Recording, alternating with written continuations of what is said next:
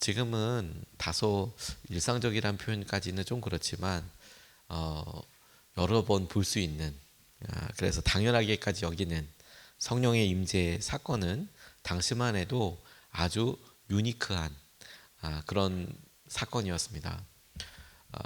예수님께서 말씀하신 대로 성령의 임재를 기다려라, 성령을 기다려라. 어떤 식으로 올지, 또 어떻게 올지 사람들은 잘 떠올리지 못했던 것으로 여겨집니다.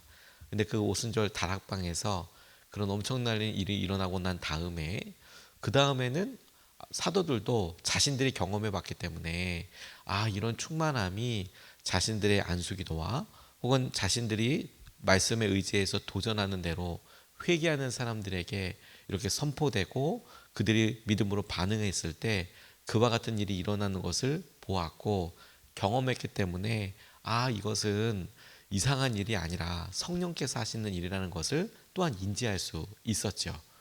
그런 일들이 제자들이, 사도들이 말씀을 전하는 자리, 하나님께서 영광을 드러내시는 자리에 빈번히 일어나기 시작했습니다. 빈번히 이상한 말을, 방언을 하기 시작하고 사람들이 회개하고 기도하게 되는 일들이 그 성령의 오순절 사건 이후에는 거의 발견되지 않았다고 봐야 하는데, 이후에는 빈번히 일어나게 된 것으로 보입니다. 적어도 사도행전에 보면. 그렇다고 해서 전 세계적으로 일어난 것은 아니고 처음에 일어났던 그 사건을 출발점으로 해서 사도들이 말씀을 전하거나 혹은 그들이 기도하는 자리에 이런 일들이 있었다라는 점을 주목해 보고 싶어요. 그래서 예루살렘에 있었던 이 오순절 사건은 아직 다른 곳에서는 일어나지 않았던 것처럼 보입니다. 그런데 놀랍게도 기도하자 다른 곳에서도 동일하게 일어나기 시작했어요. 이게 놀라운 점이죠. 그래서 주님께서 말씀하신 대로 성령이 오시고 아버지의 뜻을 드러내시기 시작했습니다. 성령의 충만하심이 이와 같이 있었다는 점을 우리가 보고, 그것이 초대교회 때는 한 점처럼 하나, 그날 오순절 다락방에서, 그런데 그것이 점점 퍼져서 대부흥 운동으로서 역사적으로 여러 번 크게 경험하게 하였을 뿐만 아니라 은혜를 간절히 사모하는 사람이라면 누구에게도 주님께서 원하시는 때에 성령의 충만함을 경험할 수 있는 것을 이제 우리는 의심하지 않고 믿습니다. 어떤 방법인지도 우리는 알지요. 우리가 그 놀라운 비밀과 능력을 오늘 본문을 통해서 같이 좀 살펴보고 싶습니다. 하나님의 선물 성령이라고 본문은 밝히고 있는데, 하나님의 선물이라 함은 하나님께서 이것을 당신께서 원하시는 사람에게 아무런 대가 없이 주신다, 허락하신다 라는 것입니다.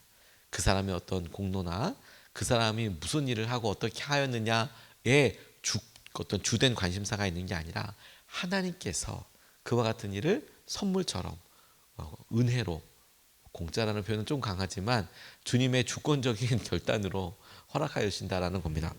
14에서 17절까지 말씀을 보면 이렇게 나와 있습니다. 사마리아 사람들이 하나님의 말씀을 받아들였다는 소식을 예루살렘에 있는 사도들이 듣고서 베드로와 요한을 그들에게로 보냈다. 두 사람은 내려가서 사마리아 사람들이 성령을 받을 수 있게 하려고 그들을 위하여 기도하였다. 사마리아 사람들은 주 예수의 이름으로 세례만 받았을 뿐이요 그들 가운데 아무에게도 아직 성령이 내리시지 않았던 것이다. 그래서 베드로와 요한이 그들에게 손을 얹으니 그들이 성령을 받았다라고 이렇게 이야기하고 있습니다. 당시 사람들에게 사마리아에 복음이 전파된 것이 놀라운 일이었습니다. 그것 자체가 사마리아에도, 왜냐하면 사마리아는 아시다시피 북이스라엘에서 오므리 왕조 때 수도였던 곳인데 이후에 왕조가 망하면서 막 혼합 정책을 써버려요. 그래서 유대 민족으로서 살도록 그 정통성을 유지하지 못할 만큼 이방 사람들을 사마리아로 이주시키고 사마리아에 살던 사람을 외국으로 끌고 가버려요. 그게 기원전 722년서부터 쭉 있었던 일입니다. 시간이 많이 지났으니까 이미 그곳은 유대 사람들이 보기에는 이방 사람들이랑 똑같아, 유대의 정통성을 지켜내지 못했던 사람들이야, 이렇게 생각하고 있는 곳이죠.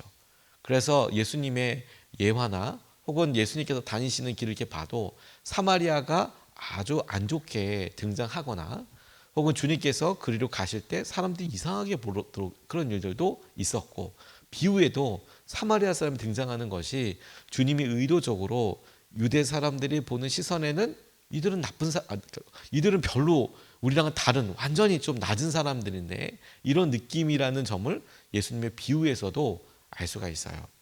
근데 거기에 복음이 전파됐다는 거예요. 그러니까 주님 살아계실 당시 그리고 예수님의 활동할 때 그 당시만 해도 이스라엘 사람들에게 있어서 아니 유대 사람들에게 있어서 사마리아는 굉장히 낮고 천하고 이방 땅이고 좀 뭔가 터부시되는 그런 곳이었거든요. 근데 거기에 말씀이 떨어졌다는 거예요. 거기에 아니 유대와 이스라엘의 남아있는 영토에도 말씀이 다 선포되거나 전달되지 않은 그때에 온 유대와 사마리아에 첫 번째로 사마리아에 복음이 전파됐다는 사실 놀라운 것이었고 그들 가운데 세례받는 사람들이 있었다는 것도 놀라운 일이었고 그리고 베드로와 요한이 그곳으로 가서 그들에게 안수하였고 그들 모두가 성령의 충만함을 경험하게 되었다라는 것이 놀라운 일이죠. 주님께서 당시 사람들의 어떤 가치관이나 생각의 틀거리에 사마리아는 안 되지. 사마리아는 유대 사람들이 보기에는 낮고 천하고 약간의 정체성도 지켜내지 못하는 배신하는 사람이고 혼합주의라는 것이 자연적으로 이방 종교에 같이 이렇게 섞여져 있다는 뜻인데 그러니까 하나님을 믿는 사람들이 적어도 유대 사람들이 보기에는 아니었는데 그곳에 아니 사마리아의 그 땅 그런 성령의 충만함이 있으면 주님을 모르는 사람들이야 뭐 성령 충만함이 어떻게 있는지 잘 모르고 확산되는 경우니까 그렇다고 하지만 유대교를 믿는 사람들 중에서 주님을 따르는 사람들 그리고 주님의 말씀을 듣지만 그게 어떻게 일어나는지 모르는 사람들에게 사마리아의 복음이 떨어지고 사마리아의 성령의 충만함이 있었다고 이건 제자들의 가치관을 깨는 또 다른 한 축이었던 거예요. 그리고 그것을 뭐라고 이야기하냐면 주님이 하셨다라고 이야기하고 있는 거예요. 주님이. 우리는 여러분 우리 스스로가 이런 여러 일에 대한 여러 허물들이 있는 것을 보게 됩니다. 저도 사실 그랬어요. 제가 처음으로 청년들을 데리고 단기 선교를 갔을 때 몽골이라는 곳으로 갔는데 당시만 해도 몽골이 우리나라랑 수교된 지가 얼마 되지 않아서 선교사들도 그렇게 많지 않았고 그리고 선교사들도 단기 선교도 많이 가지 않았어요. 근데 이제 우리 같은 청년 부장 선생님이 몽골을 위해서 기도하고 있기도 했고 또 하다 보니 몽골을 가게 됐는데 준비하는 과정에 청년들이 모여서 열심히 준비도 하고 기도도 하고 모임도 많이 가졌거든요. 근데 꼭 그러면 안 나오는 친구들이 있어요. 신청은 했는데 잘 안 나와. 준비할 때 열심히 준비하고 예를 들어 드라마도 준비하고 그때 저희들이 여름 성령학교도 몽골어로 준비하고 있었는데 이 언어도 그냥 발음 흉내 내는 것만 해도 몇 번을 모여야 하거든요.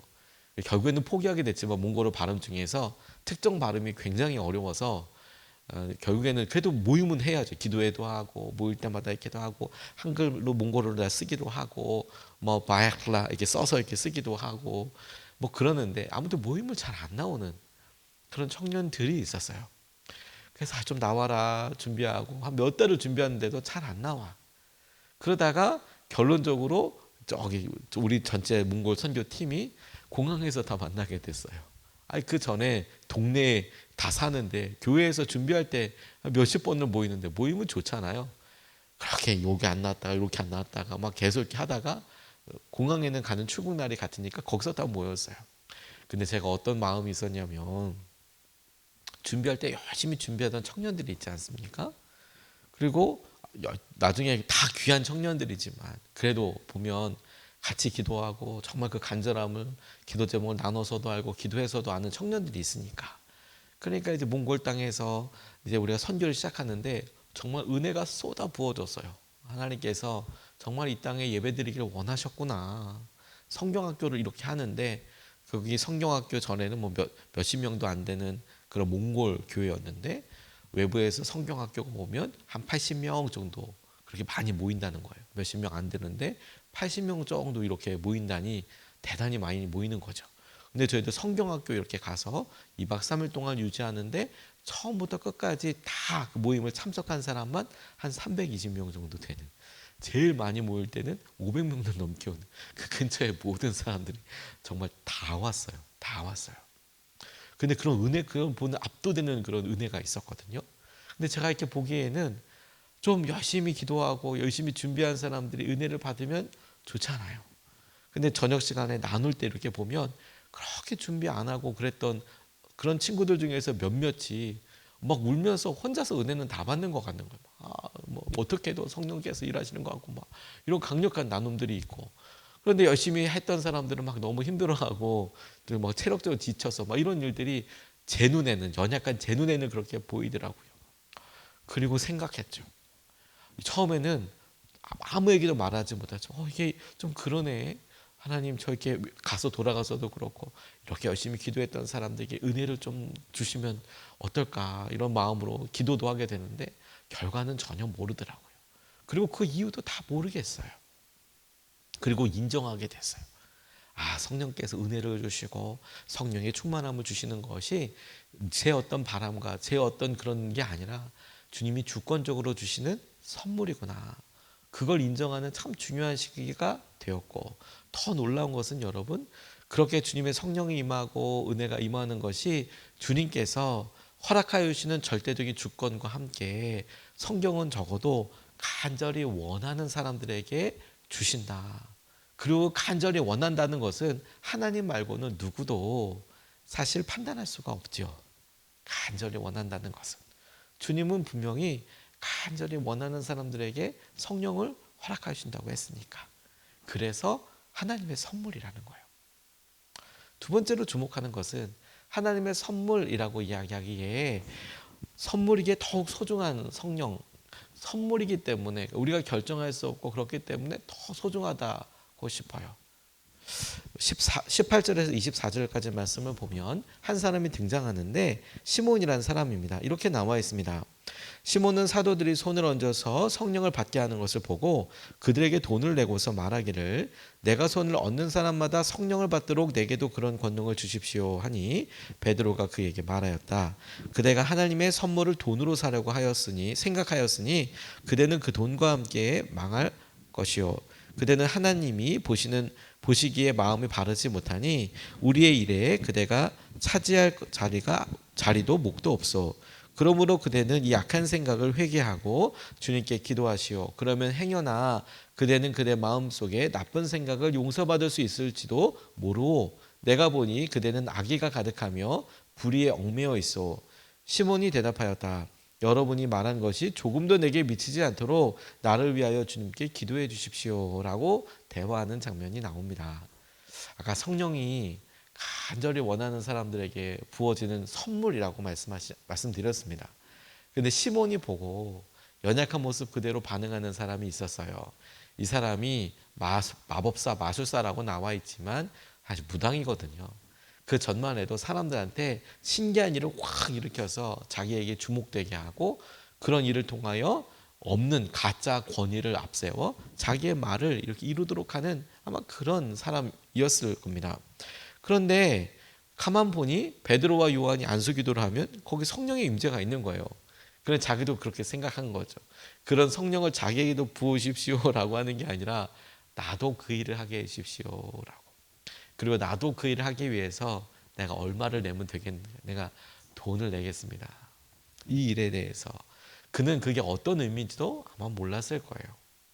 그 일이 하나님의 주권, 하나님이 하신다라는 것에 대해서 그가 자기가 그걸 컨트롤하게 해주십시오라는 것은 마치 자기가 한 예수님처럼 하나님이 주권을 갖고 있는 그 일에 내가 결정권을 가지고 내가 참여하게 해주십시오, 내가 그 일로 드러나는 영광과 권위를 누리게 해주십시오 라는 의미이죠.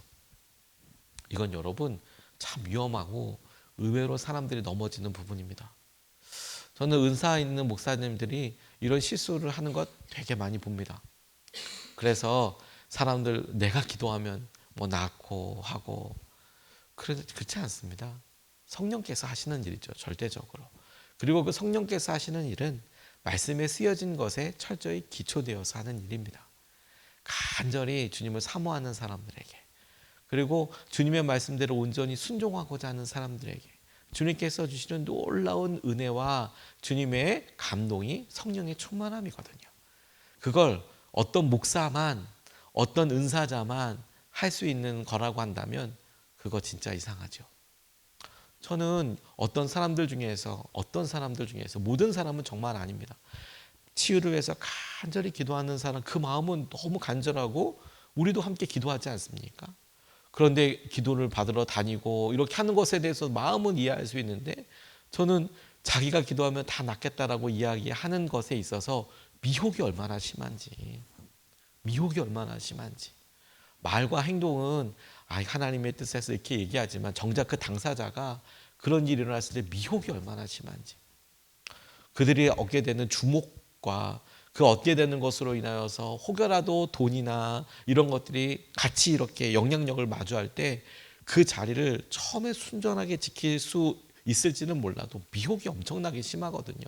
그래서 아예 조심하게 해야 하거든요. 근데 그걸 계속 강조하고 그러는 분들이 저는 무너지는 걸 정말 많이 봤습니다. 그리고 사람들에게 실망과 그리고 아픔을 주는 경우들을 정말 많이 봤어요. 하나님의 선물이기에 하나님께 마땅히 주목해야 하고 하나님의 말씀에 마땅히 순종해야 한다는 것, 이게 중심이라는 거예요. 그런 여러분, 우리가 성령의 놀라운 충만하심과 영적인 은사를 사모하면서 동시에, 그러면 어디 유명한 집회에 가서 혹은 유튜브를 보고 그렇게 해야 되는가라는 것이 간절함에 있어서는 그 바람이 결코 나쁘다고 할 수는 없지만, 하지만 더 놀라운 중심은 뭐가 되어야 하냐면, 내가 하나님 말씀대로 살 거야. 그리고 오늘도 내가 주님의 말씀대로 따르겠다라는 그런 마음이 변하지 않으면 성령 충만한 거예요. 그게 중심이에요. 그럼 여러분, 간절히 사모하는 사람들에게 하나님의 은혜가 확 임합니다. 어저께 저희 교회에 전도사님 한 분을 면접을 봤습니다. 이번 주에 기획위원회가 모여서 이제 하게 될 텐데, 참 귀한 분이 오셨어요. 자, 중고등부 우리 교회학교 쪽에 우리 전도사님을 오랫동안 모시고 싶고 계속 이렇게 하다가 드디어 이제 아주 좋은 분이 오시게 됐습니다. 기획위원회 결정해야 되니까 아무튼 면접을 봤습니다. 면접하는 중에 어떻게 주님을 만나셨습니까? 그랬더니 이 전도사님 이런 이야기를 해요. 고등학교 때 한 반장이 예수님을 정말 열심히 믿었는데, 그 반장이 예수님 믿는다고 하는 교회 다닌다는 사람을 모아놓고 작은 기도회를 열었다. 참 귀하지 않습니까? 그 반장이라는 친구가 진짜 귀하다는 생각이 들어요. 고등학교에서. 그래서 모여서 기도했다는 거예요. 하루 이틀 이렇게 모이는데. 그런데 그곳에서 정말 마음이 너무 감동되고 충만한 것을 경험했다는 거예요. 하나님 살아계시는구나. 교회도 다니고 있고, 그런데 정작 이 전도사님이 하나님 살아계시고 내게 그런 은혜를 주신 곳이 어디냐라고 하면 생각나는 곳이, 그 학교에서 몇몇 청년들, 지도교사도 없고, 그리고 뭐 그런 간절함만 있는, 정말 순수하게 주님께서 은혜 주시고 기도하게 하셨다는 그것만밖에 없잖아요. 근데 그 교실에서 공부하던 아이들이 모여서 기도하던 그때 그곳에 하나님께서 내게 역사하시는 것 같더라. 그게 주님을 만난 장소다라고 이야기하는데, 와, 진짜 감동이 되더라고요. 저도 그런 비슷한 경험이 있거든요. 물론 저는 목사 아들로서 교회에 조금 더 많이 열려 있고 교회 수련회 때 큰 은혜를 많이 받았지만, 저도 고3 때 기독교 학생회가 있어서 기도하러 가자. 그래서 과학실에 이렇게 갔더니 한 3명 모였던가 4명 모였던가, 그 중에 한 선생님이 저희는 한 분 계셨어요. 기술 선생님 한 분, 현종강 선생님이라고. 모여서 같이 기도하는데, 손잡고 기도하는데, 와, 그 뜨거운 은혜와 찬양이 정말 강력하게 임재하는 것을 경험한 적이 있었거든요. 그래서 알아요. 사역자 많이 주도하지 않아요. 성령께서는 당신의 주권을 가지고 임하시고 일하시거든요. 근데 그 핵심이 뭐냐면, 순전한 마음으로 주님을 바라면, 간절히 갈망하면, 주님 뜻대로 살겠다는 간절한 확신과 결단 위에 주님께서 어느 곳이든지 부어주세요. 사람 때문이 아니라 주님의 약속이기 때문에. 오늘 우리가 그와 같은 은혜를 사모하고 중심으로 주님을 쫓아가며 주님의 놀라운 은혜를 사모하고 누릴 수 있으면 좋겠습니다.